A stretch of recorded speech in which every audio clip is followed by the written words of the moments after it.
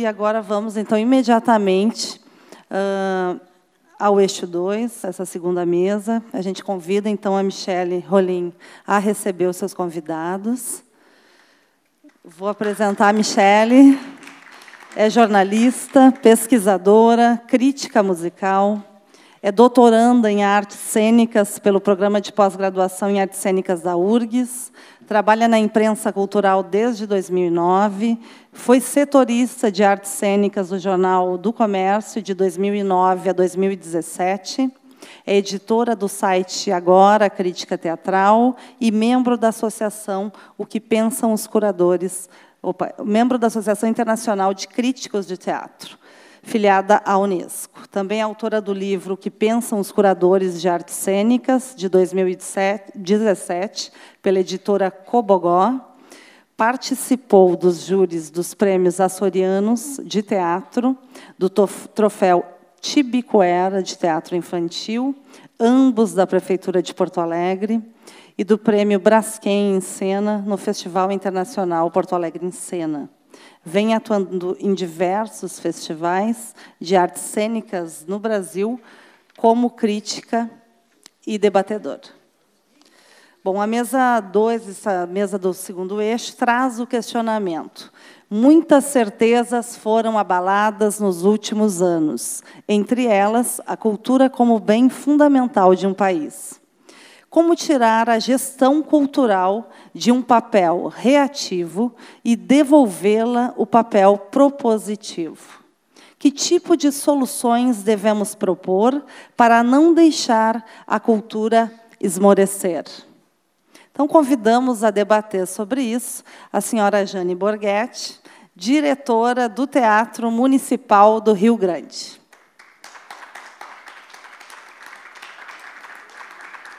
Convidamos a Aline Zilli, produtora do Grupo EBA e gestora do Centro Cultural Moinho da Cascata. E convidamos o Alex Lassakowski, é isso, diretor de cultura da Secretaria de Cultura de Novo Hamburgo, município de Novo Hamburgo. Boa tarde. Agradecer a presença de vocês, dizer que não vão embora, logo mais tem um lançamento da plataforma, que nós vamos apresentar alguns dados inéditos aqui para vocês, e depois vamos fazer um brinde. Eu vou fazer uma combinação aqui com a mesa, se eles concordarem, para que a gente tente ser sucinto na apresentação, uns 10 minutos, para que a gente possa abrir mais para o diálogo com a plateia, né, que está aqui presente. Nós temos, então, essa mesa, né, cuja pergunta a Luíse já lançou aqui, né, porque parece que nós estamos no momento que temos que lidar com a instabilidade na gestão cultural. Então, como fazer isso, né? Aqui nós temos representantes diversos, né, e talvez a gente possa começar pela Aline Zilli, que é produtora do Grupo EBA e também gestora do Centro Cultural Moinho da Cascata, junto com o Jonas, que está ali na plateia. E talvez por que começar com ela? Porque ela é de um grupo de teatro que está administrando um espaço cultural, né? E na mesa anterior nós tivemos gestores de universidade e gestores municipais. Então, trazer aqui o exemplo da Aline Zilli, ela é sócia fundadora, gestora e atriz, né, do Grupo EBA, Produtos Notáveis. Em Caxias do Sul, o grupo reside. E é administradora do Centro Cultural Moinho da Cascata desde 2013, onde busca a revitalização do espaço, que antes era um espaço abandonado, e agora tem uma programação artístico-cultural de forma integrada com as atividades do grupo e com a comunidade também. E eles também são responsáveis, o Grupo EBA, pelo Festival de Teatro de Rua de Caxias do Sul e a Mostra Arte na Margem. Então, eu queria, Aline, que tu começasse, então, falando um pouco, trazendo essa tua experiência, né, experiência tua e do Jonas, como gestora de um espaço. Eu acho que, provavelmente, o que a gente conversou, vocês resolveram também ter esse espaço pelas dificuldades que vocês já vinham enfrentando, né, como atriz, ator, dentro de um grupo para lugares de ensaio, para lugares de apresentação, que é uma das grandes dificuldades. Então, queria que tu começasse falando sobre isso. Bem, muito obrigada. Obrigada pelo convite. A gente fica muito feliz de dividir as nossas experiências e também de receber, né, essa troca e, quem sabe, a gente também qualificar e sempre pensar, né, para o futuro. Bom, então, como sou fundadora, junto com o Jonas, do Grupo EBA. Somos um grupo de teatro, um coletivo, né, no qual a gente administra, mas somos em 6 pessoas. Eu e o Jonas desde a fundação, outras pessoas foram entrando nesse meio tempo. Então, é importante dizer que a nossa trajetória no teatro, ela é de apenas profissionais. Nós todos trabalhamos e vivemos apenas do nosso repertório, da nossa venda de espetáculos. Por que é importante dizer isso, né? Porque é um desafio para a gente, neste momento, né, e sempre foi para a gente também desafiador, manter isso funcionando como espetáculo, que dirá com um centro de cultura no qual a gente também encarou o desafio 6 anos atrás. Eu vou pedir licença, que eu vou ficar aqui para mostrar. O Moinho da Cascata, ele é esse prédio de 1893. Ele é um prédio tombado como patrimônio histórico de Caxias do Sul. Ele é uma das primeiras construções de alvenaria, né, na cidade, e que foi o primeiro lugar que gerou energia elétrica para a cidade. A gente gosta, né, de fazer uma metáfora que ele continua gerando energia, agora não elétrica, mas quem sabe artística e cultural, para que a gente também motive e gere, né, uma cidade diferente. Caxias tem 500 mil de habitantes e nós tínhamos um grande investimento em cultura, tínhamos leis de incentivo, etc., que todas vieram caindo, né, obviamente, como exemplo do que já está acontecendo. Começamos a sofrer antes dos cortes federais, já no nosso gestor municipal. O Moinho da Cascata, ele é administrado por mim e pelo Jonas, como Grupo EBA, e pelos nossos colegas, né, que também ajudam nas manutenções. Hoje, esse espaço... Vamos passar para a próxima. Eu tenho aqui. Quer sentar lá? De repente, aqui tanto faz. Para mim, não faz diferença. Desculpa. Bom, eu tinha preparado um outro slide, mas eu trouxe o errado, então a gente vai improvisar com esse espaço. O Moinho tem 3 andares, no qual a gente tem uma sala de exibições, né, uma sala de espetáculos no andar superior. A gente tem o pátio, que ele tem uma área enorme, e tem essa cascata lindíssima na frente, né, na lateral do prédio, por isso o Moinho da Cascata. Temos também sala de exibição, onde a gente pode usar para exposições, onde a gente usa para cinema, todos os espaços multifuncionais, assim. E o nosso desafio de ir para esse espaço foi porque ele, embora seja tombado como patrimônio do município, ele é administrado por uma família, que é a família Tondo, das massas e farinhas Orquídea, merchandising, né, no momento aqui, que nos acolheu nesse espaço para que a gente pudesse transformar ele, de fato, num centro de cultura. Essa foi a premissa quando ela permitiu, né, que a gente fosse lá. Embora essa permissão ela é anexada a um boleto, né, no qual a gente paga aluguel do espaço também. Eu vou passar aqui. Era para o outro lado? Gente, esse era um slide de pedido de patrocínio, no qual a gente conseguiu ter a empresa Randon como apoiadora de uma mostra que a gente está fazendo no Moinho. Então, aqui é o espaço, né, visto de outra área, lá o nosso pátio, onde a gente faz apresentações artísticas também, de música, a gente tem piqueniques, promove uma série de atividades nesse espaço. Aqui, né, uma imagem antiga dele, onde ele ainda gerava, né, a energia. Aqui um pouquinho das multifunções. Então, a gente recebe crianças, a gente faz... dentro do espaço, a gente convidou o Instituto de Leitura Quindim, que é uma biblioteca, né, permanente, que faz empréstimos de livros. Aqui, algumas atividades, né, de apresentações que a gente configura. É um espaço rústico, que a gente manteve e pretende preservar com as características mais originais do prédio. Com isso, a gente faz as nossas apresentações, na maior parte das vezes, né? Faz 1 ano e meio, mais ou menos, que começamos a receber outras atividades, mas prioritariamente é o nosso repertório. O Grupo EBA é um grupo de repertório teatral. Então, a gente usa esse espaço.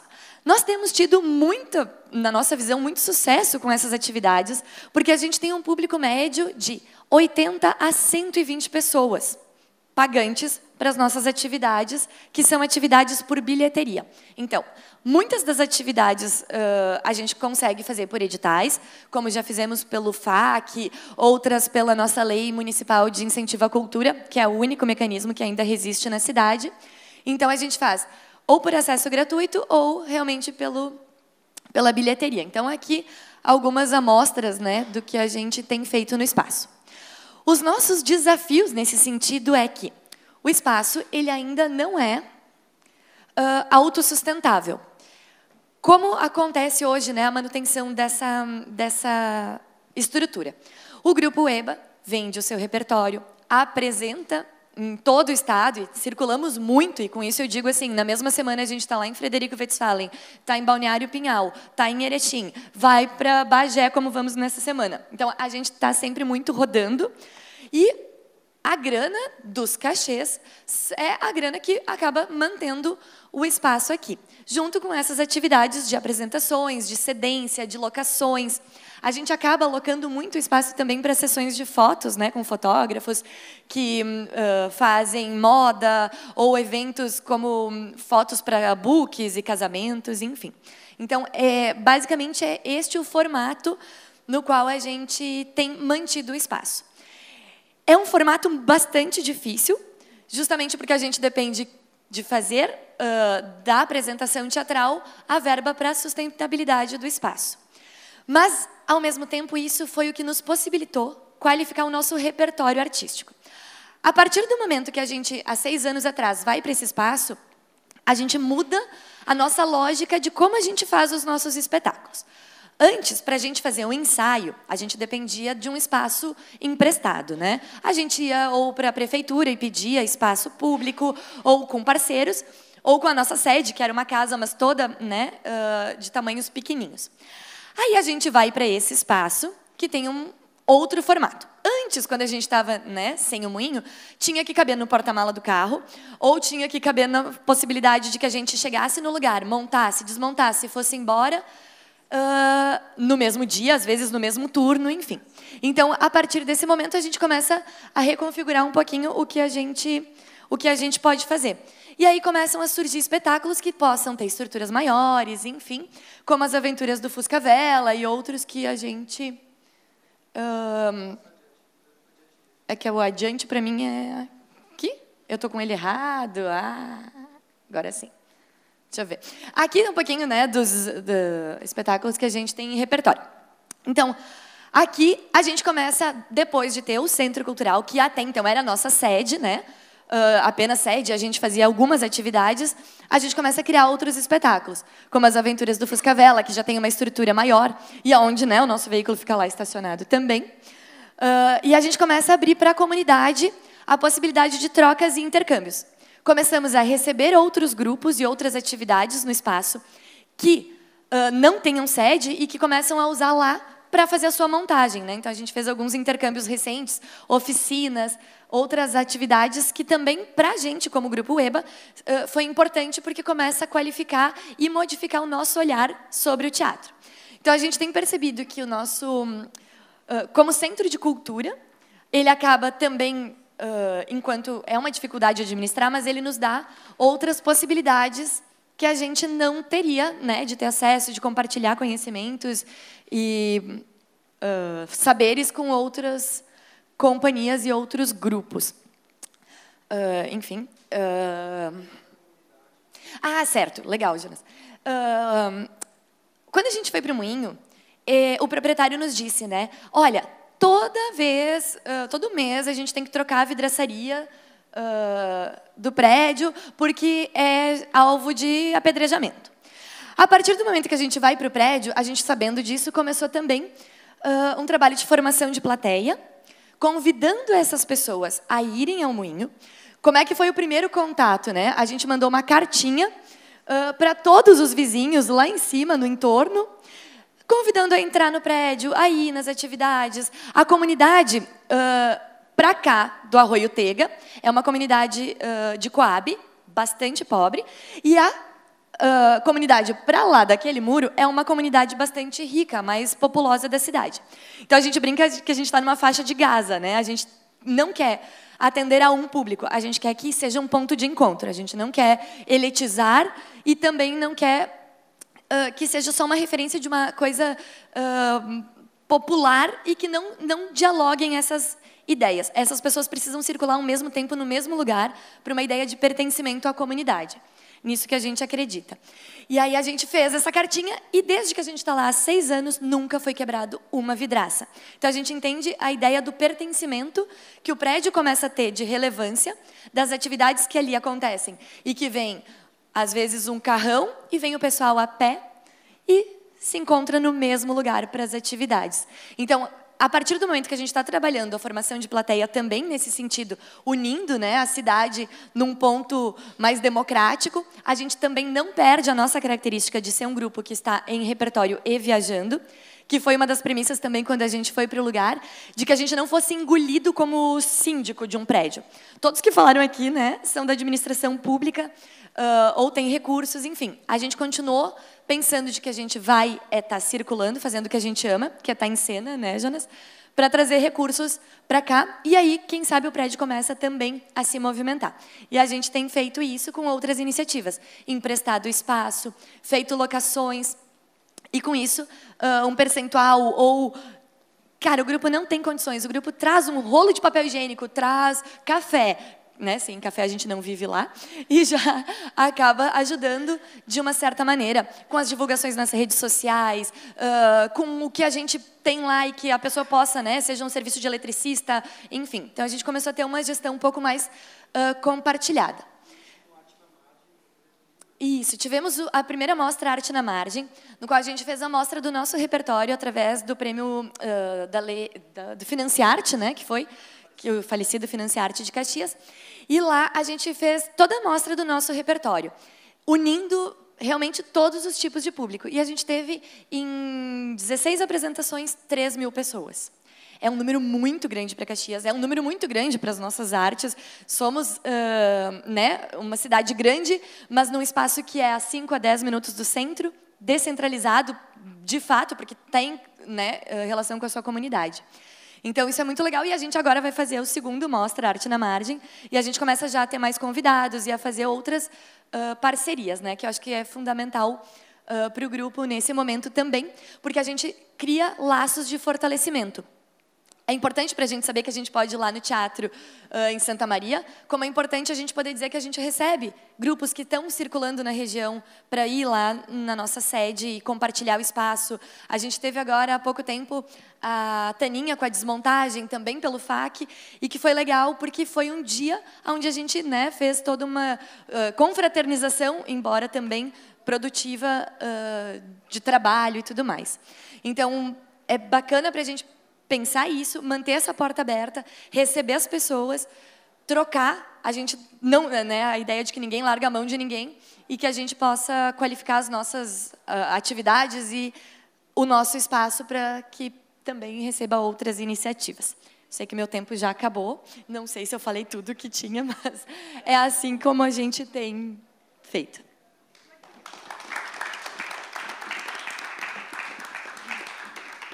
Obrigada, Aline. Eu vou passar a palavra agora para a Jane Borghetti, né, que desde 2016 está como diretora do Teatro Municipal de Rio Grande, retornando, né, porque a Jane foi a primeira diretora do Teatro Municipal de Rio Grande.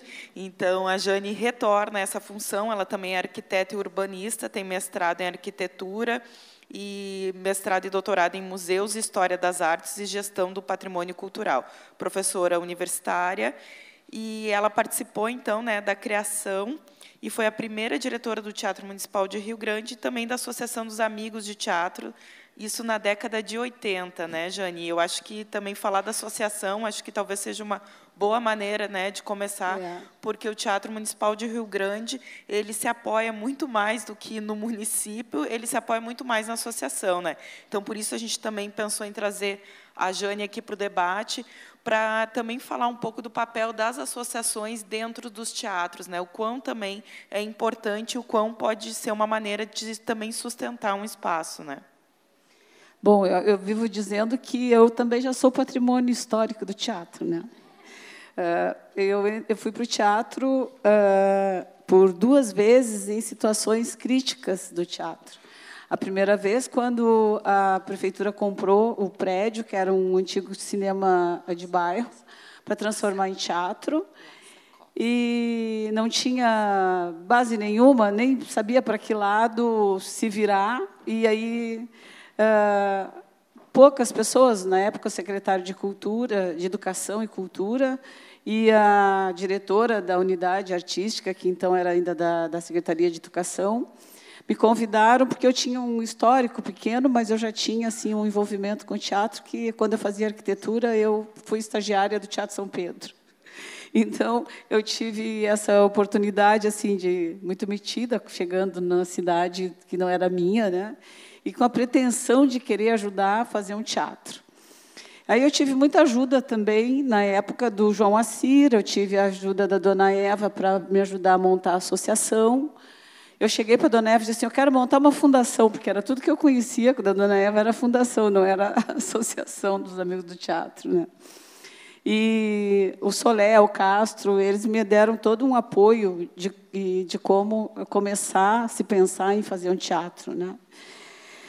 E então, assim, eu sempre, as 2 vezes que eu fui para o teatro, eu tive um desafio de criar, de resolver situações que estavam postas há bastante tempo, sem resolver as questões, vamos dizer, primeiro, funcional, né, de estar com o prédio funcionando, de existir um prédio. E, paralelo a isso, o teatro tinha que existir também como local de espetáculo, local de eventos. E a gente tinha que se virar nos 30 e agora nos 60, sei lá, porque a gente não tem a estrutura, até agora, 30 anos depois, a estrutura que deveria ter, pelo menos, funcional no teatro. A história da fundação, da associação, então, surgiu com essa necessidade de fazer, primeiro, Rio Grande tinha uma tradição histórica, desde a vinda do Saint-Hilaire ao Rio Grande do Sul, que ele narrava que era, primeiro, um dos poucos lugares que ele encontrou teatro no Rio Grande do Sul, em 1822. E também se chamava Teatro São Pedro. E a facilidade de Porto também permitia que Rio Grande tivesse acontecesse bons espetáculos e que não acontecesse, que muitas vezes nem vinha a Porto Alegre, fazia o eixo Rio-Buenos Aires e passava em Rio Grande e faziam grandes espetáculos. Então, tinham belíssimos teatros que, depois, com aquela fase da decadência do teatro e do cinema, foram fechados e transformados em lojas. E os grupos de teatro que existiam, começaram também, a exemplo do EBA e de outros todos que descreveram a sua trajetória, começaram a trabalhar na rua, nos bares, nas casas, né? E, então, tinha uma pressão muito grande de que Rio Grande voltasse a ter um teatro. E a pressão maior e o descrédito maior foi quando a prefeitura, por ser um preço mais barato, resolveu comprar um cinema de bairro para transformar em teatro municipal. Então, aquela ideia de teatro municipal que todo mundo tinha da Pompa era uma coisa que frustrou as pessoas, a prefeitura comprar aquele prédio. E aí, fazer aquele prédio funcionar como teatro era uma coisa, tinha uma tela só e não tinha mais nada, né? E dinheiro também não tinha, o prefeito não entendia muito bem o que aquele tal de Inacem e Funarte faziam lá, e faziam proposta, e o prefeito achava que saía perdendo, então não era uma boa na época. O prefeito dizia, não, eu compro a Funarte e na SEM compram o prédio. Não, e a Funarte dá a vestimenta. Não, a vestimenta não. Ele pensava que era botar uma cortina, e isso aí eu posso botar, não quero, quero que vocês comprem o prédio. E assim ficava nessa história. E então fomos para lá, poucas pessoas, 2 pessoas, e começamos a montar projetos, ganhamos, então, uma mesa de luz, ganhamos 12 refletores, e a gente ganhamos uns assoalhos, lá, umas tábuas, e a gente começou a encarar, a fazer o teatro. Bom, tínhamos a preocupação, então, de fazer, paralelo às obras, fazer esse trabalho de trazer o público, de fazer todo esse chamamento, tanto dos artistas como do público, né? Fazer a criação de público. E, então, se fazia, mesmo o teatro em obra, se fazia, se botavam os papéis lá, se criou um palco todo de papel, se pintava as bambolinas, as pernas, tudo com tinta, e botava todo mundo a pintar de rolo, e a gente fazia o palco. E fizemos assim várias coisas. Como é um bulevar muito bonito, a gente fazia teatro na rua. Nestor Monastério foi lá para fazer a primeira peça que teve dentro do teatro, o teatro assim, nessa situação. E aconteceu, a gente, naquele dia, fez 3 sessões, porque se viu que as crianças gostavam de teatro e que estavam sedentas para ir ao teatro. E isso fez com que a gente, através, então, das que eu tinha falado, da dona Eva, vir nos dar luz, que não era fundação, né, a gente fazer a criar a associação, que foi uma coisa bem interessante em termos de suporte, porque se envolveu todas vários segmentos da sociedade, né? Primeiro, aquelas pessoas que estavam acostumadas a irem a grandes espetáculos, a irem a bons teatros. Segundo, os artistas de todos os segmentos que não tinham lugar para se apresentar. E terceiro, a comunidade que não tinha nada para assistir. E se fazia campanhas, as pessoas acreditavam muito que esse teatro ia acontecer, porque as pessoas ainda tinha aquela coisa que estávamos falando há pouco, tinha muito do pessoal, né, do crédito das pessoas que estavam à frente dos trabalhos, e se conseguia montar o escritório do teatro montar o camarim pedindo espelho para um, lâmpada para outro. E assim, cortina, tinha uma loja, a fábrica Rengantes ainda, lá em Rio Grande, a fábrica de tecidos, e eles só fabricavam lã. Aí eu cheguei para ele e disse assim, me dá uns tecidos para fazer o palco? Aí, o que eu posso te dar? Posso te dar esse monte de lã? Ele me deu rolos e rolos de lã preta, e eu não sabia que lã esticava, né? E aí começamos a pregar, a primeira bambolina que fizemos, já fez uma barriga e tal. Aí fui numa loja, troquei as lãs por brim e fizemos, então, os tecidos, toda a vestimenta do palco. E, dessa forma, a associação foi dando crédito, e não sei se isso também tornou para o poder público uma situação confortável, que sempre teve uma associação que ajudava, que eu acho que ela relaxou, e aí o teatro, até hoje, ele continua assim, vamos dizer, mais numa administração através da associação e de pessoas, do que realmente um esforço da secretaria, que hoje é da cultura, ou da prefeitura em si. Existe, eu considero assim, quase que, não vou dizer, assim, eu sou funcionária pública, eu sou funcionária da prefeitura, então eu não vou para a rua eu falando, né? Então, o descaso é bem sério. A gente continua trabalhando com a arrecadação, o percentual da bilheteria. Quando são eventos de grupos mais iniciantes, ou de grupos que não têm condição de pagar, pagam uma taxa bem mínima, bem abaixo, e as mensalidades da associação. E aí a gente compra papel higiênico, copinho, lâmpada, faz obra, faz camarim, paga, às vezes, quando um funcionário na prefeitura não bota, ontem de férias eu preciso um mês de botar alguém, é com aquele dinheiro que a gente faz a substituição de funcionários. E assim a gente conseguiu vai fazendo o teatro de Rio Grande de funcionar, não faz o teatro fechar, não deixa o teatro fechar.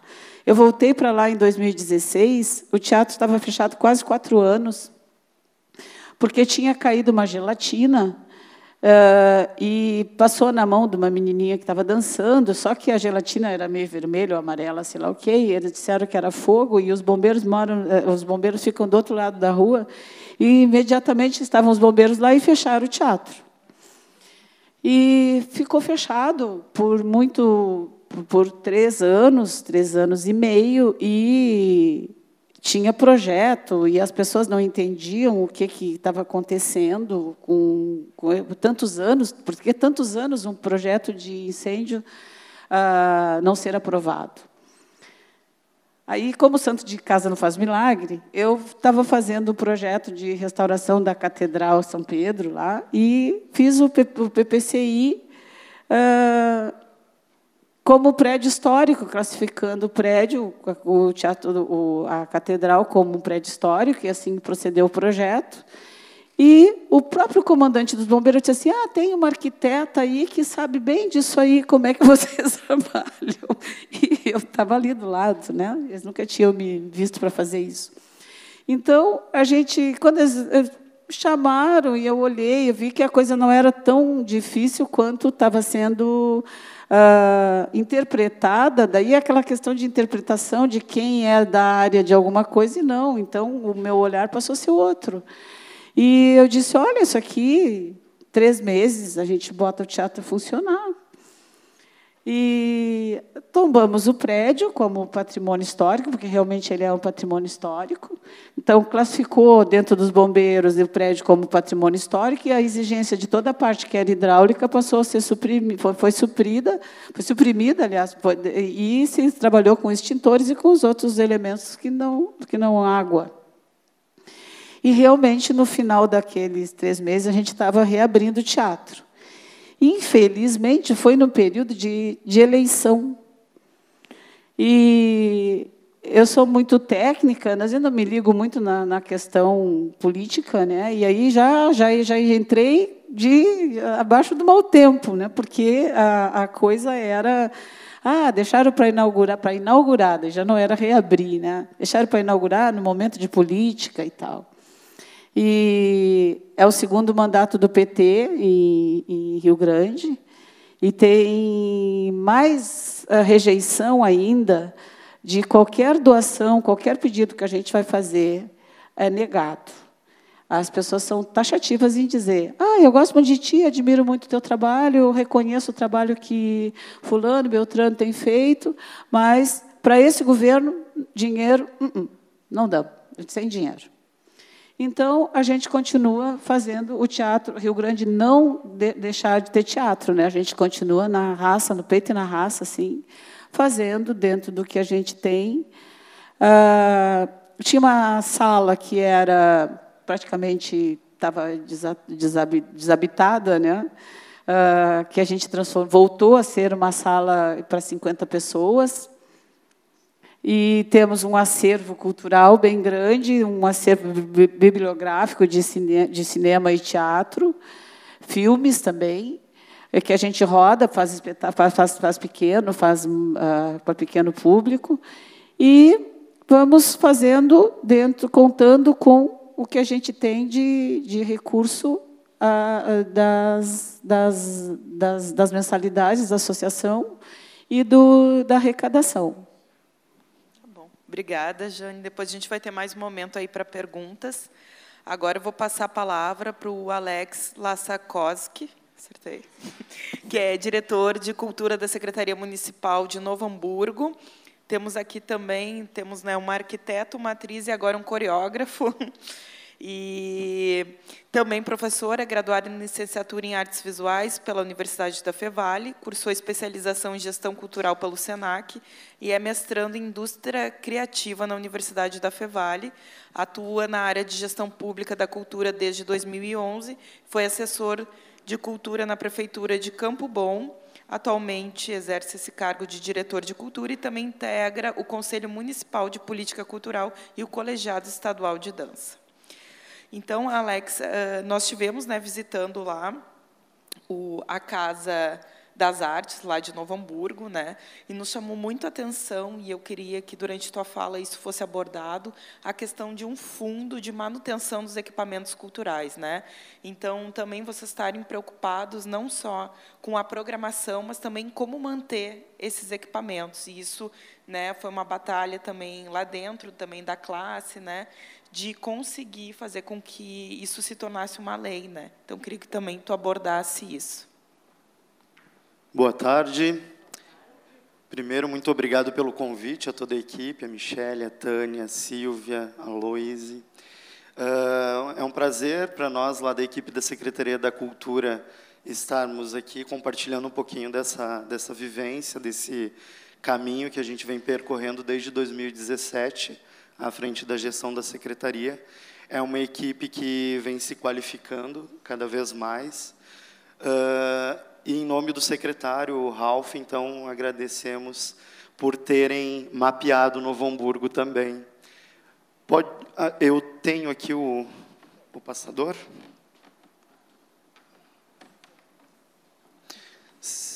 Não, acho que não, fiquem à vontade. Então, a Secretaria Municipal da Cultura de Novo Hamburgo, ela existe, na verdade, desde 1997. Ela antes era uma Secretaria Municipal de Cultura e Turismo. E, anos depois, 2007, ela passa a ser uma Secretaria Municipal de Cultura. A partir daí, então, ela foi começando a se desenvolver politicamente na área da cultura também. Em 2013, foi instituído o Sistema Municipal de Cultura, e ali, então, criando os outros órgãos, né, que fazem parte desse sistema.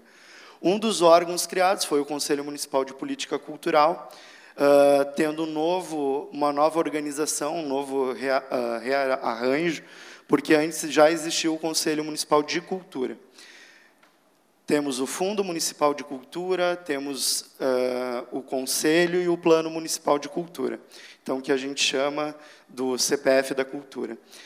A gente entra na gestão da Secretaria da Cultura em 2017, né? Eu entro a convite do secretário Ralph como assessor de cultura, e depois, então, passo a atuar como diretor. A gente tem uma política bem voltada para a valorização da diversidade cultural, das ações de fomento, da qualificação dos nossos equipamentos culturais, dos nossos servidores públicos também, e muito essa ampliação e capilarização das atividades da Secretaria, da Política Pública de Cultura, chegando aos bairros. Né? Aqui eu vou passar mais rápido, porque os outros também já apresentaram. A Praça Céu, nós temos como um dos equipamentos também públicos, né? Ela fica no bairro Boa Saúde, bem num espaço de vulnerabilidade social mesmo, né? Que é a característica desses centros. Mudou novamente de nome, hoje chama-se Estação Cidadania, o nosso como foco é cultura. Então, Estação Cidadania Cultura. Ela tem a ideia de ser um espaço com gestão compartilhada, né? Então, através do poder público, da sociedade civil organizada e da sociedade civil, né? Esse equipamento cultural, quando a gente chega na secretaria, não tinha nem sido inaugurado e já estava em uma situação totalmente assim de depredação, de degradação, e isso me causou muito espanto, porque ainda em Campo Bom, quando atuei lá como assessor de cultura, tive a oportunidade, por um pequeno período de 6 meses, de coordenar uma Praça Céu lá de Campo Bom. E com uma realidade totalmente diferente. Quando a gente chega aqui, a gente percebe assim que não tinha zelo, não tinha zeladoria, não tinha um cuidado, não tinham atividades frequentes sendo desenvolvidas e estava abandonado, não tinha nem sido inaugurado oficialmente pelo Ministério. Então, a gente, a partir daí, começa uma série de medidas. A empresa já tinha entregue a obra, tinham vários reparos que tinham que ser feitos. Então, nós temos uma colega lá que faz a gestão dos equipamentos culturais, que é responsável por essa área na secretaria, que é a Andréa Pavani, que é professora da rede municipal e passou a integrar a equipe, mas a gente teve um plus nela, porque ela também é engenheira civil. Então, assim que a gente chega na secretaria, a gente faz uma visita a todos os equipamentos administrados, fazendo um levantamento total da situação de cada prédio, de cada equipamento, também dos equipamentos físicos, né, utilizados nesses espaços, e do pessoal, dos servidores que estão ali trabalhando, né, e as atividades desenvolvidas. E a gente percebe, então, uma carência, uma fragilidade bem grande em todos os equipamentos, né, mas esse chamou muito a atenção, porque não tinha nem sido inaugurado oficialmente, né, já estava em utilização. Então, a gente tomou uma série de medidas para a empresa poder continuar a obra e entregar oficialmente. Ele foi inaugurado o espaço o ano passado, oficialmente, né? Mas a gente já desenvolve várias oficinas de artes, de esporte, tem um centro de referência ali da assistência social junto à Secretaria de Desenvolvimento Social, e nós estamos desenvolvendo junto à Secretaria de Educação cursos de EJA. E está tendo uma procura muito significativa. Começou com uma turma, já se ampliou para 3 turmas, e agora vão ter mais turmas, e a comunidade tem se apropriado cada vez mais desse equipamento. A Casa das Artes de Novo Hamburgo, eu também vou fazer só uma breve fala, porque ela está incluída na cartografia, né? E foi feita a visita técnica também, a gente teve essa honra lá. Ela fica na Avenida 1º de Março, é um espaço muito antigo da cidade também e muito representativo para a cidade. Foi o palco da efervescência cultural de Novo Hamburgo por muito tempo. Lá já foi clube de tiro, já foi centro de médico, assim, de algumas ações, né?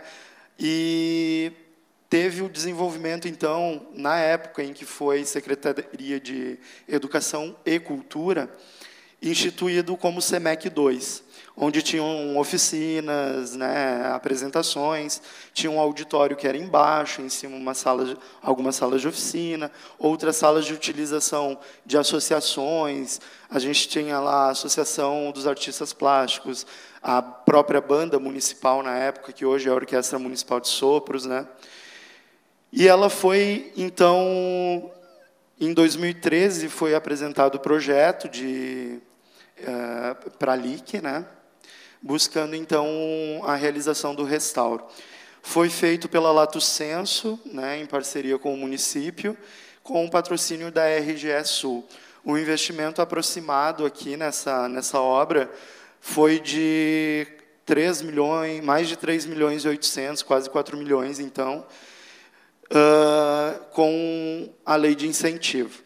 O projeto contemplou todo o restauro da casa e também a qualificação com os equipamentos.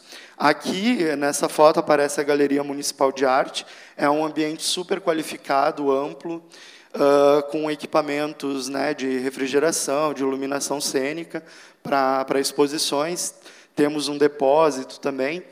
Esse espaço era onde funcionava o auditório anteriormente. Então, houve uma mudança de estruturação da casa, né?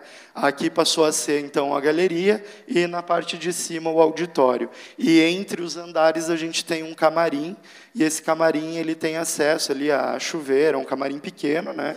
Mas tem acesso a chuveiro e sanitário.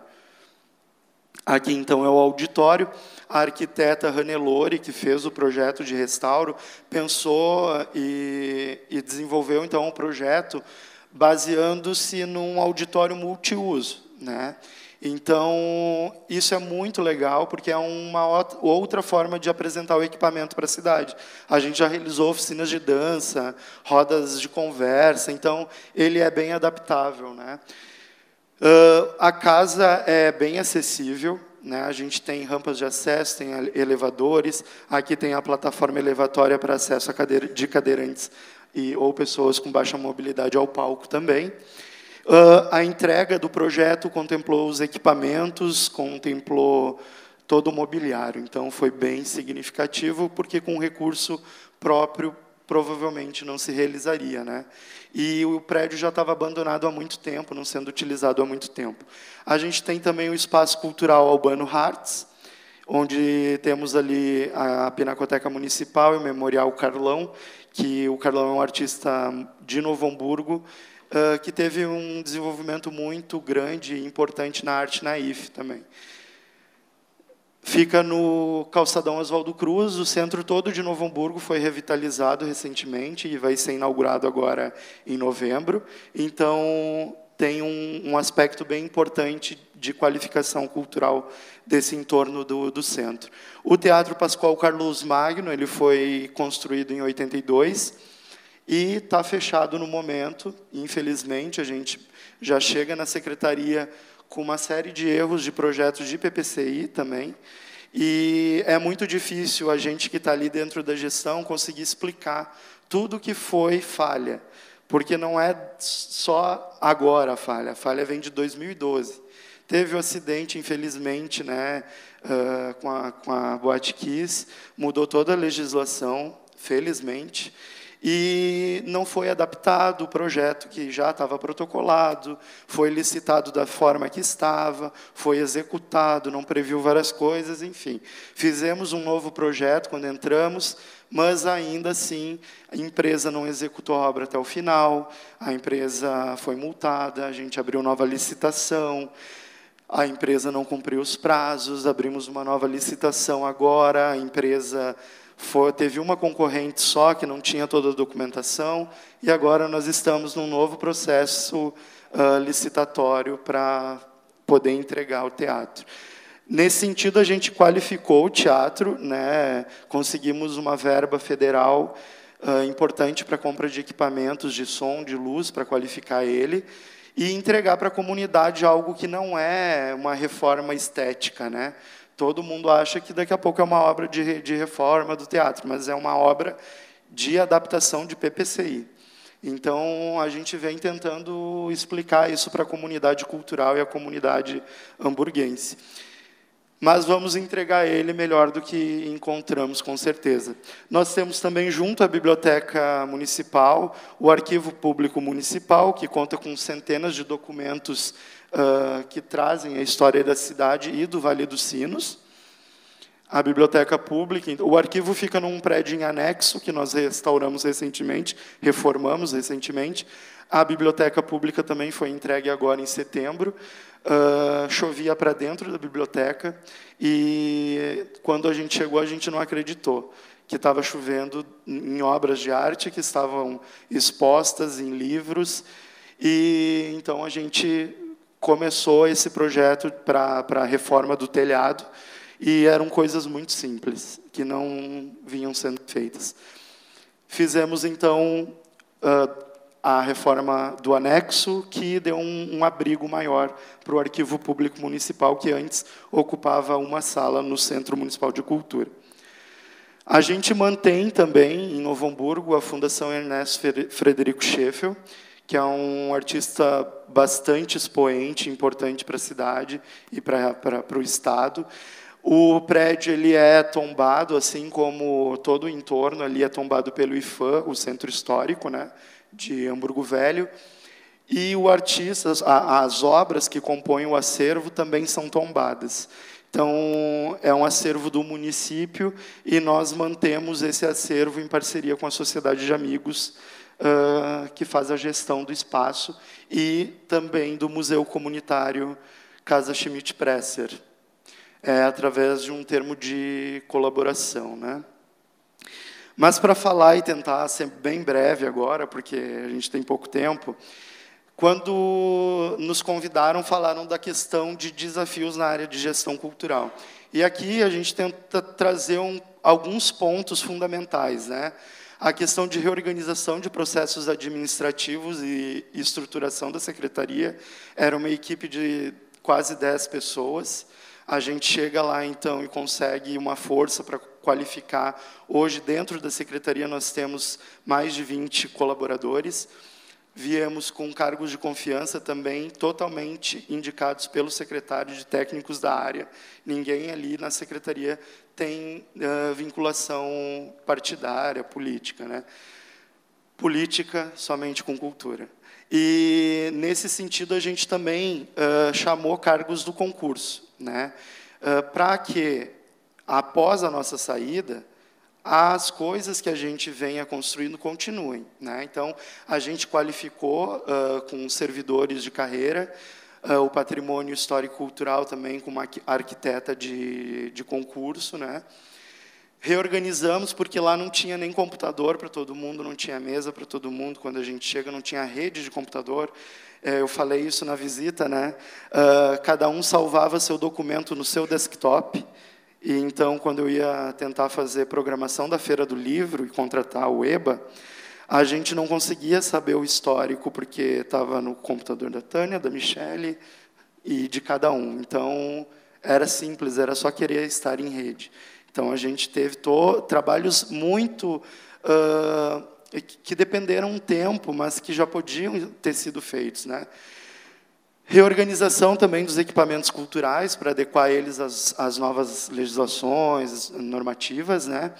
Isso incomoda um pouco, muitas vezes, né, o servidor também, que já está lá, porque a gente tenta trazer um outro olhar frente ao equipamento público, né?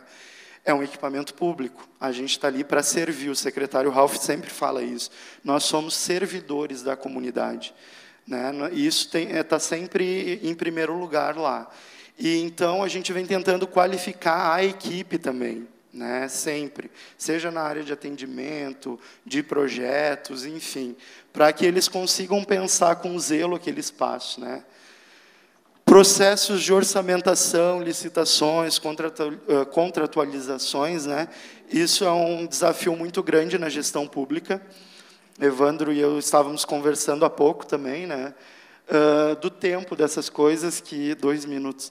Do tempo dessas coisas que demora muito. E, muitas vezes, a sociedade não entende, né? A gente tem que ter 3 orçamentos para poder fazer um serviço ou comprar algum equipamento, alguma coisa. Então, muitas vezes, as empresas não querem nem orçar para a prefeitura, porque sabem que daqui a pouco não vão receber em 30 dias, em 40 dias. Então, é um desafio bem grande na gestão pública, né? A continuidade das políticas públicas, né, culturais, que vem governo com uma ideia sem formatação de política pública. Entra outro governo, desfaz tudo aquilo que já foi feito, né? Porque não condiz com a sua linha de pensamento, enfim. E a gente vem tentando elaborar constantemente revisão da nossa legislação municipal e adequar ela à atualidade. Tem muita coisa que está mal escrita, que está mal elaborada, enfim. E a gente tem, nesse sentido, uma parceria muito grande com o Conselho Municipal de Política Cultural, de proposições, né, a gente traz proposições, eles trazem proposições, e isso é muito relevante. E, então, a gente vem tentando, nesse processo, que é o foco principal do fundo de investimento ali que a gente cria, de manter, através de uma política pública, para que as coisas não fiquem dependendo de um desejo, né, apenas. Claro que vai ter que ter o desejo de todos, né, todos os agentes. A preocupação, então, que nessa elaboração das novas implementações que a gente vem tentando fazer, que isso tenha sustentação, né, que a gente consiga ampliar as nossas ações e ampliar as ações já existentes, porque tem muitas coisas que foram bem feitas, tem coisas que não foram tão bem feitas, que a gente pode melhorar, e, a partir daí, ampliar, né? A gente desenvolve muito lá em Novo Hamburgo o programa de formação na área da arte e da cultura, capacitando os agentes culturais, né? E a comunidade. Tivemos já a elaboração de projetos, empreendedorismo na área da cultura, questão toda de marco regulatório. O pessoal da área da dança também recentemente teve uma programação específica focada nessa formação para professores, né, de dança. E fizemos também, em parceria com o BID, com o financiamento do BID, ações muito transformadoras, né, e que foram para a comunidade de Novo Hamburgo muito inovadoras. Nós realizamos, por meio de formação laboral, que era um dos programas de financiamento, oficinas para tecnologias do espetáculo, que a gente chamou, né, das oficinas de tecnologias do espetáculo. Então, oferecemos para jovens de 15 a 24 anos, oficinas de cenografia, de figurino, de iluminação e operação de áudio também. E isso tudo para qualificar a nossa rede toda, né? Então, desde o artista, o produtor, o técnico, a gente pensa em ampliar cada vez mais isso. Temos diversos editais de fomento que já foram lançados desde 2014. Alguns a gente deu uma melhorada, conseguiu com a equipe, uma equipe que consiga pensar efetivamente naquelas ações, né? Porque antes dependia muito. Eu era antes conselheiro representante da dança, quando não atuava na gestão pública, né, dentro do conselho. E dependia-se muito da vontade dos conselheiros da sociedade civil. Eu, na época, não desenvolvia editais, né, assim como vários. Então, foi um processo de construção. E nem sempre a gente teve um amparo da administração pública, né?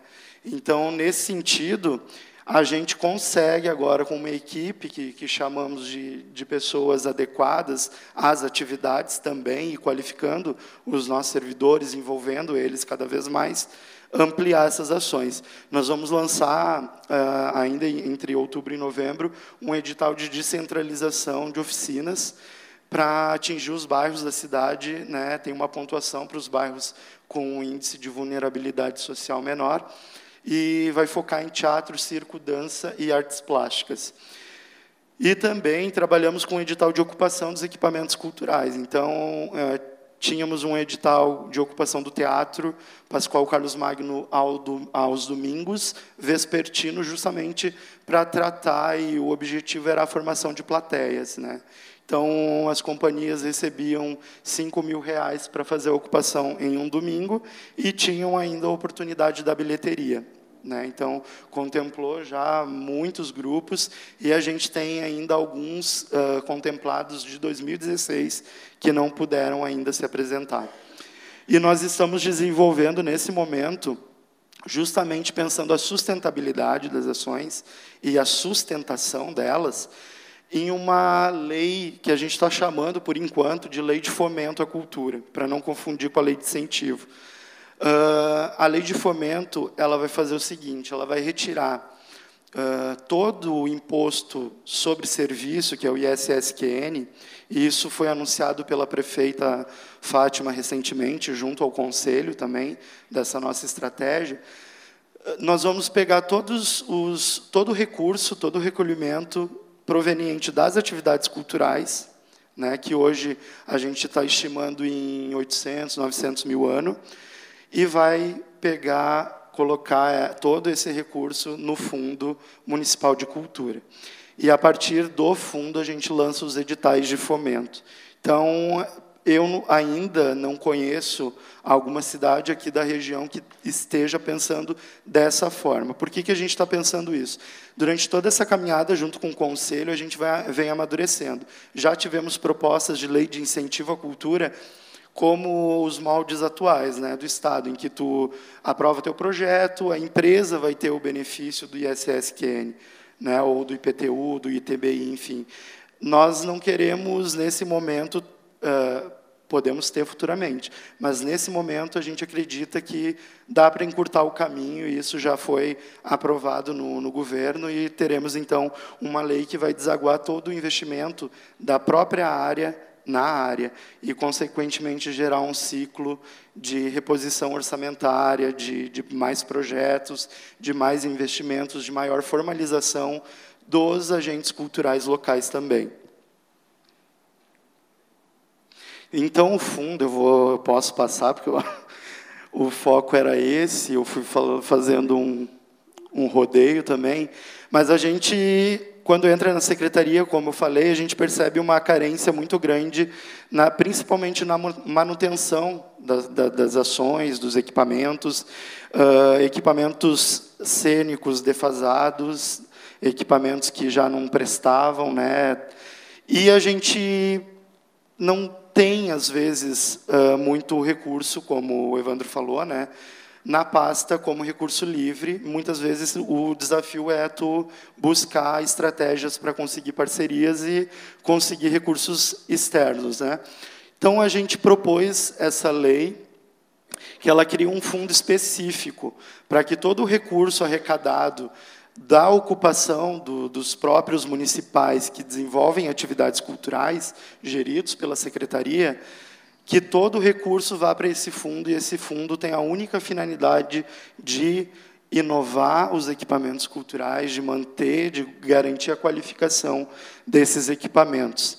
Ele está alinhado com as nossas políticas culturais, porque quando a gente vem propor um projeto novo, a gente não esquece o sistema e o plano, e o conselho. Então, a gente tenta sempre alinhar, não criar algo novo, e sim olhar o que já está posto, né, que foi amplamente debatido já, e tentar alinhar juntamente com aquilo que foi pensado.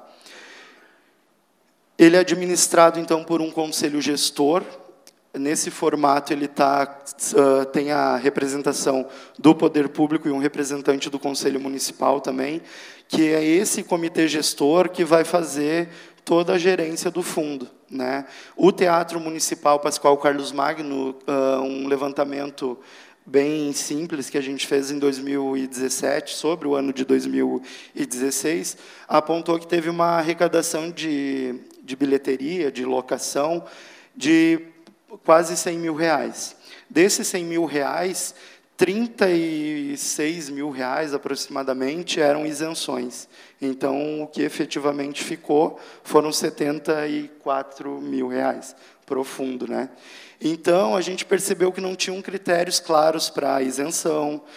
Aquilo que o Neidmar falou antes, né, da política de balcão, né? A gente percebia que acontecia muito isso. Então, nós tentamos também regularizar, porque não se tinha uma legislação, um decreto, que dizia quanto se deveria pagar para ocupar o teatro.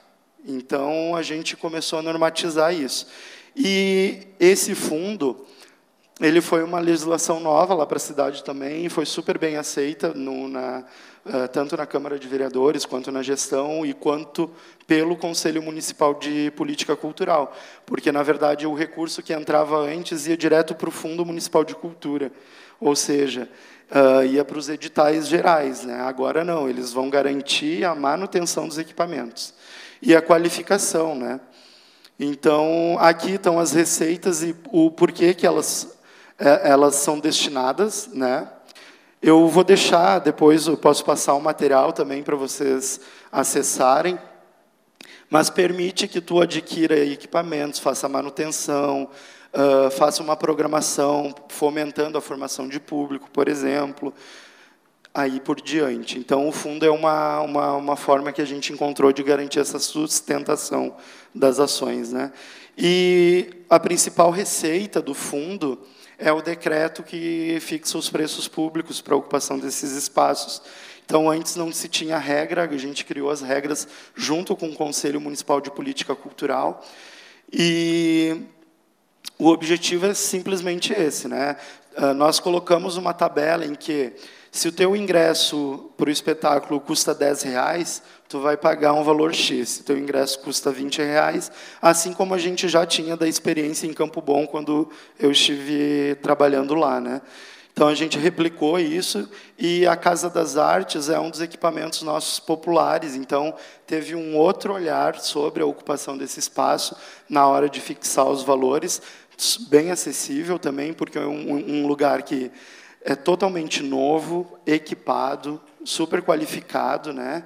E possibilita que a gente consiga garantir a continuidade das ações, né? Então, o cálculo é feito por URM, que é a Unidade de Referência Municipal. Ali está o valor, eu tenho o link ali do decreto, mas vou deixar para uma próxima, que diz exatamente os valores, mas jogando no Google, Decreto de Precificação de Equipamentos Culturais Novo Hamburgo, vocês vão encontrar. No mais, era isso, e ficamos à disposição de todos, e agradecemos pelo convite.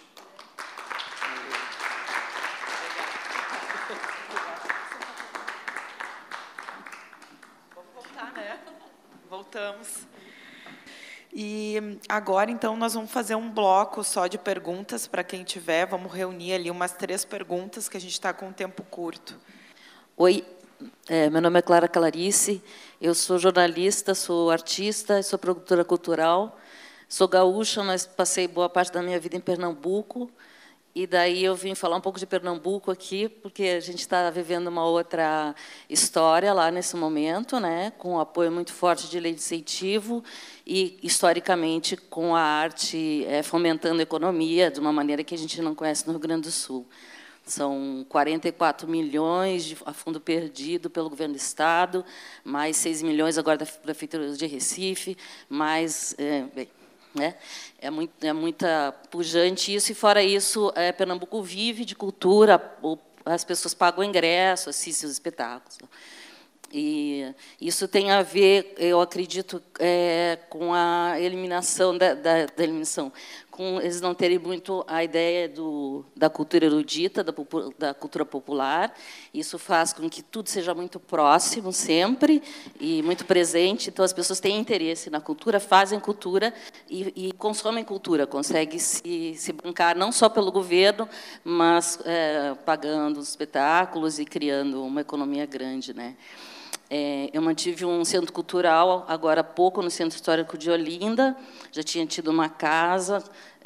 A gente representou alguns artistas importantes visuais, como o José Samico, que é o nosso maior gravurista brasileiro, para muitos aí.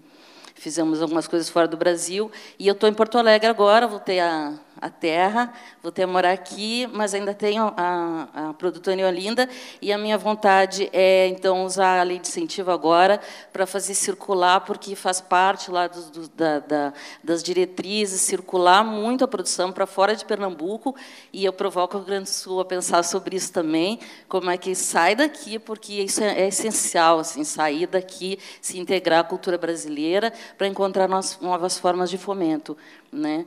E daí eu acho que a gente tem maneiras de com essa troca, então, de pensar não só nós aqui e ir para o interior, importantíssimo achar outras coisas, mas também como é que a gente sai do Rio Grande do Sul e encontra outras realidades que podem fomentar outras atividades aqui dentro.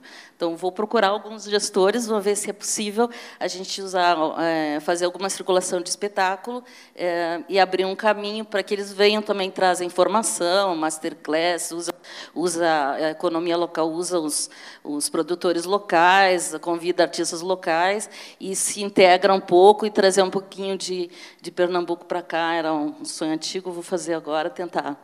Tá? Agradeço, então, esse momento importantíssimo aí. A gente tem um teatro de boneco lá, fez um teatro de mamulengo lá em Olinda, é o único em atividade, isso é importantíssimo. Olinda tem um teatro de mamulengo que a gente tem lá, porque os mestres de mamulengueiros todos estão para fora dando aula, né? E isso é muito legal, eles não têm problema com isso, e às vezes a gente tem problema com isso aqui. Não precisa ter medo, né?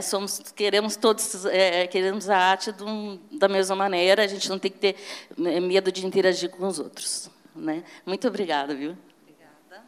Ele ali atrás. Ui, quase. Boa tarde. Eu sou Paulo Corrêa, sou da Associação de Amigos do Museu de Comunicação Hipólito, ali em frente ao Correio do Povo. Sou jornalista, museólogo. E tenho uma boa notícia para dar. A Associação de Amigos está iniciando a gestão de um espaço de quase 400 metros quadrados, novo, multiuso. Tá? A gente precisa de muita ajuda aí também para montar uma programação para 2 anos. Está à disposição de todos vocês. Vai ser um prazer recebê-los. E a gente está inaugurando, não inaugurando, mas a gente está com um projeto piloto há 3 noites para o pessoal do teatro, do Departamento de Artes Dramáticas da URGS, sucesso, casa cheia, e o pessoal tendo a oportunidade de usar como espaço para o teatro, porque a ideia é ser um espaço multiuso. Obviamente, a associação tem o objetivo de gerar novos públicos e recursos para o museu, mas a gente entende que precisa de espaço cultural mesmo, independente de estar anexado ao museu. Todos convidados. Acho que é uma boa notícia. Na próxima edição, a gente vai fazer parte aí da cartografia. Obrigado. Oi, sou o Caco Coelho, trabalho com teatro há algum tempo. Eu vim, na verdade, para o lançamento da cartografia, não consegui chegar tarde, porque eu estava num outro seminário. Mas, de qualquer forma, peguei a fala do Novo Hamburguense, e é empolgante, quer dizer, ver vocês atuando de uma forma holística, associada, né? E achei genial a coisa da retroalimentação, né? E é aquelas coisas, entende? O caminho que vai se fazendo ao andar, né, cada vez vai nos exigindo mais na realidade. Tem uma palavra que, para mim, né, presidente, para nós, enfim, eu acho que são palavras muito próximas: o fomento e o processo continuado. E aí eu queria te perguntar mais objetivamente, entende? Porque eu vi ali, em determinado momento, falar assim, não, tem tanta coisa que ainda não conseguiu, de 2016, se apresentar, e, às vezes, o processo continuado dá uma lucidez, otimiza, quanto mais nessa carência absoluta que nós vivemos de recursos. Então, eu queria te perguntar, parabenizando, mas queria te perguntar mais objetivamente se o fomento de vocês está ligado a processos continuados. Mais alguma pergunta? Não? Então, acho que podemos começar, então, respondendo a pergunta do Caco Coelho, que também foi gestor da usina do gasômetro e criador da lei, né, Usina das Artes, que era um dos poucos projetos que a gente tinha de continuidade, né, de espaços para grupos de teatro que poderiam ter uma sala para ensaiar e também para apresentar. Infelizmente, a usina do gasômetro está fechada e o projeto não está mais acontecendo da forma como deveria. Então, muito obrigado, Caco, um prazer. Os editais, eles são definidos pelo Conselho Municipal de Política Cultural. A gente vem tentando, assim, de uma lógica de muito tempo, em que as pessoas tinham lá como um balcão, né? Então, iam defender o seu festival, iam defender seu espetáculo para ser financiado. A gente vê, então, neste novo processo de formatação do Conselho, seguindo o Sistema Nacional de Cultura também, abrindo diálogo com a comunidade e com o Conselho no sentido de formatação de editais que contemplem a diversidade cultural da cidade, né? Nós temos ali diversos projetos que são financiados, né, em caráter não continuado, né, em caráter de projeto mesmo, início, meio e fim. Nós temos hoje, sendo desenvolvidos em Novo Hamburgo, com financiamento do Funcultura, mais de 92 ações. E, dentro disso, a gente tem os editais de exposições também, só que esses editais eles já estão como uma política pública sendo defendida no Conselho por muito tempo e cada vez mais sendo aprimoradas, né? Nós vamos, temos a ideia, isso está no nosso plano plurianual também, pegando um modelo que já tinha sido feito, né, de um projeto, se eu não me engano, do IACEM, antigamente, que eram os galpões culturais, né?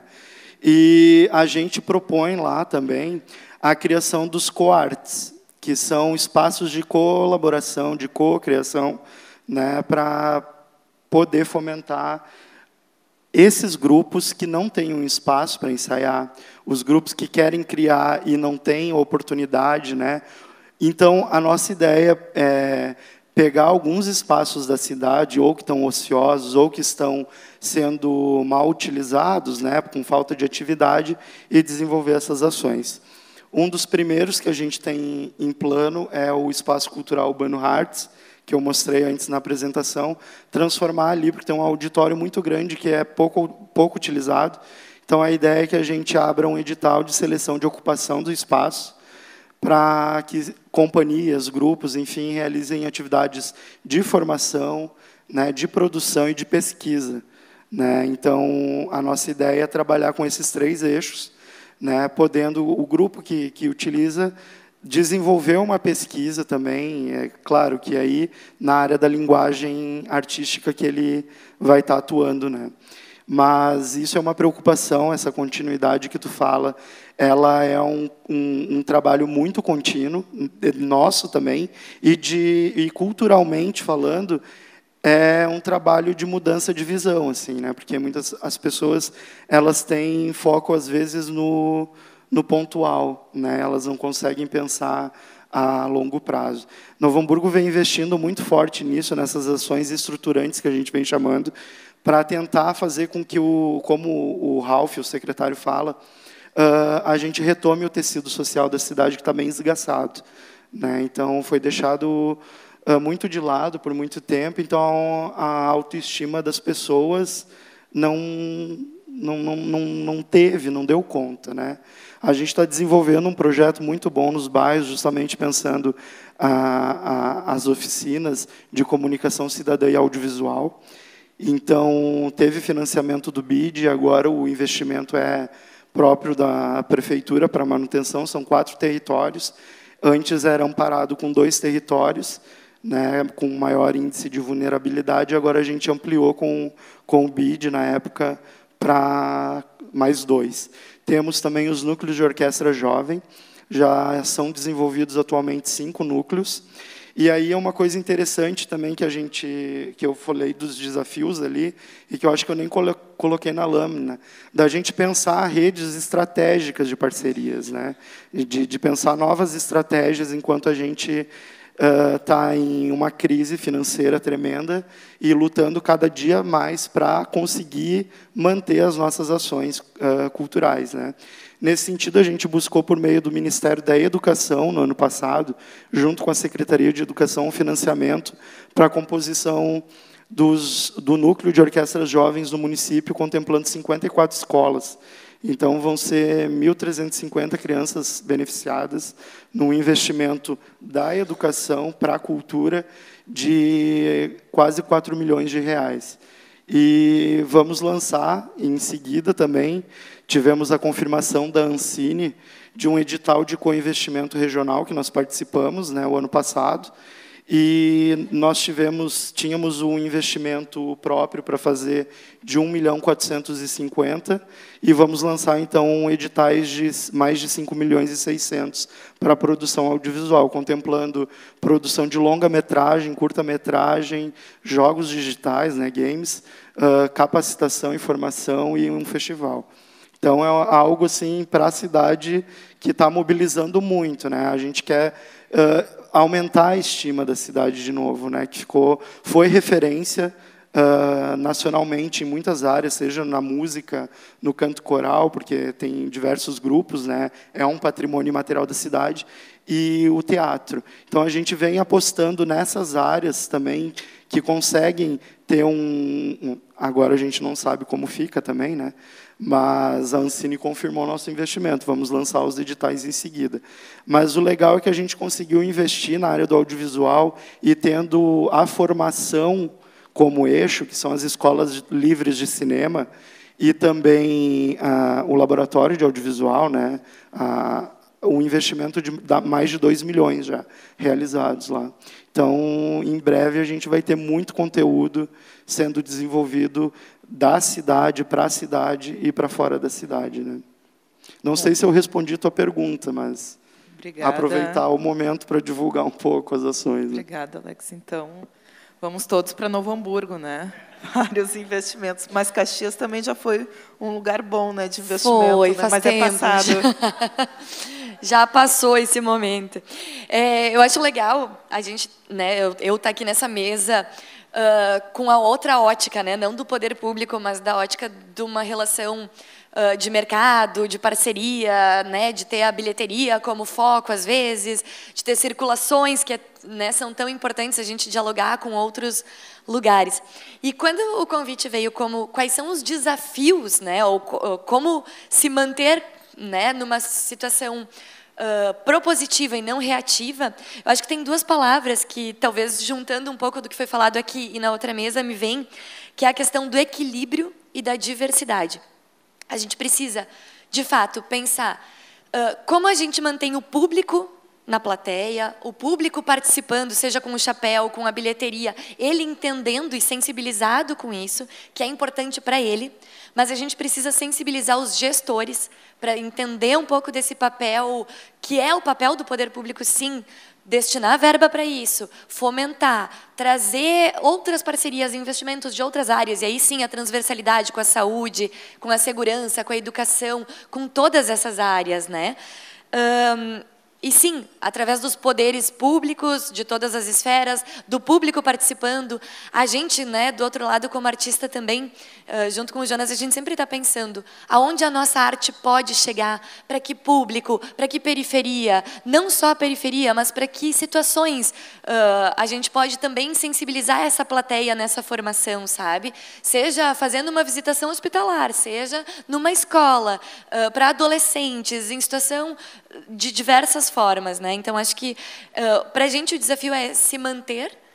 A gente sabe que é uma maré complexa e complicada, mas a gente acha que a gente tem o papel também, né, de fazer essa diferença e que a gente pode fazer isso sensibilizando essas várias áreas, né?